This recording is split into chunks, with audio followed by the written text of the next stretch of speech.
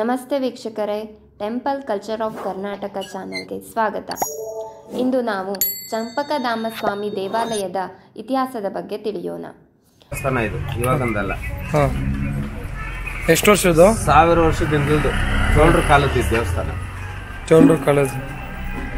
ಇಲ್ಲಿಂದ ಬೆಟ್ಟ ಹತ್ತಿ ಇಳಿದು ಹೋದ್ರೆ 1 ಕಿಲೋಮೀಟರ್ ದೂರ ಹೋದ್ರೆ ಸುವರ್ಣಮುಖಿ ಕ್ಷೇತ್ರ. ಅಲ್ಲಿ ಕೊಳ ಇದೆ, ಅಲ್ಲೋಗಿ ಸ್ನಾನ ಮಾಡಿದ್ರೆ ಮಕ್ಕಳ ಇರ್ತಾರೆ. ಕೊಂಬಲ್ಲಿ ಇಷ್ಟು ವಾರ ಬಂದು ನಡ್ಕೊಳ್ತೀನಿ ಪೌರ್ಣಮಿ ಅಮಾವಾಸ್ಯೆಯಲ್ಲಿ ಅಂತ ಒಂದು ಸಂಕಲ್ಪ ಮಾಡ್ಕೊಂಡು ಬಂದಿರ್ತಾರೆ. ಪೌರ್ಣಮಿ ಅಮಾವಾಸ್ಯೆಯಲ್ಲಿ ಬರ್ತಾರೆ ಇದೆಲ್ಲ.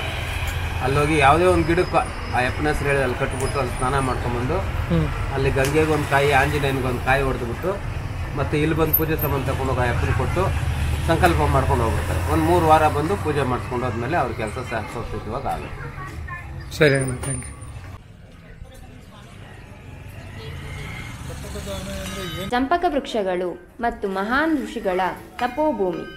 ಇದು ಚಂಪಕ ಮರಗಳಿಂದ ಆವೃತವಾಗಿತ್ತು ಮತ್ತು ಇದನ್ನು ಚಂಪಕಾರಣ್ಯ ಎಂದು ಕರೆಯಲಾಗುತ್ತಿತ್ತು ಮತ್ತು ದೇವಾಲಯದ ದೇವರನ್ನು ಚಂಪಕರಾಯ ಎಂದು ಕರೆಯಲಾಗುತ್ತದೆ. ಈಗಿನ ಚಂಪಕಧಾಮ ಸ್ವಾಮಿಯ ದೇವಾಲಯದ ಕೆಳಗೆ ಒಂದು ದೇವಾಲಯವಿತ್ತು. ತ್ರೇತಾಯುಗದಲ್ಲಿ ಶ್ರೀರಾಮ ಮತ್ತು ದ್ವಾಪರ ಯುಗದಲ್ಲಿ ಶ್ರೀಕೃಷ್ಣ. ಪ್ರಸ್ತುತ ಕಲಿಯುಗದಲ್ಲಿ ಚಂಪಕಧಾಮ ಸ್ವಾಮಿಯ ಭಗವಾನ್ ನಾರಾಯಣ ಮತ್ತು ಈ ದೇವಾಲಯವನ್ನು ಮೂಲತಃ ಪಾಂಡವರು ಸ್ಥಾಪಿಸಿದರು. ಇದು ಹೊಯ್ಸಳ ರಾಜವಂಶದ ಅವಧಿಯಲ್ಲಿ ನಿರ್ಮಿಸಲಾದ ಅತ್ಯಂತ ಹಳೆಯ ದೇವಾಲಯವಾಗಿದೆ. ಇದು ಅತ್ಯಂತ ಹಳೆಯ ದೇವಾಲಯವಾಗಿದ್ದು ಬೃಹತ್ ಗ್ರಾನೈಟ್ ಬೆಟ್ಟದ ಮುಂದೆ ಇದೆ.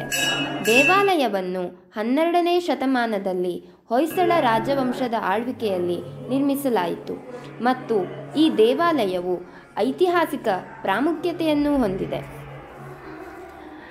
ಬೆಂಗಳೂರಿನ ಬನ್ನೇರುಘಟ್ಟ ಪ್ರಶಾಂತ ಕಾಡುಗಳು ನಾವು ನೋಡಬಹುದು.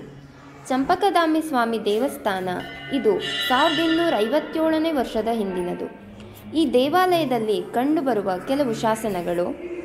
ದೇವಾಲಯದ ಮೂಲ ರಚನೆಯು ಪ್ರಾಚೀನವಾಗಿದ್ದರೂ ನೀವು ಅದನ್ನು ಗಮನಿಸಬಹುದು.